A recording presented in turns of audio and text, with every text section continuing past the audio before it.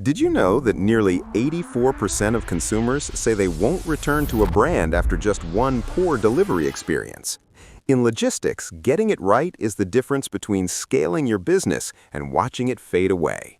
This is where the 7R framework becomes your most valuable tool, often reducing operational costs by up to 20%. Imagine these 7Rs as interlinked gears: the right product, quantity, condition, place, time, customer, and price. If just one gear slips, the entire system fails. For instance, sending the wrong quantity triggers a domino effect that ruins the customer experience and inflates costs.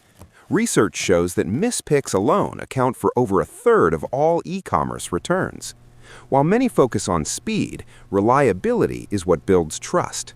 Logistics is the new marketing. When a customer receives exactly what they ordered, undamaged and on time, it creates a bond no advertisement can match.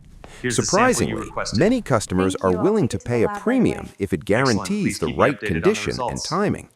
To implement this, moving from a reactive to a proactive strategy is essential.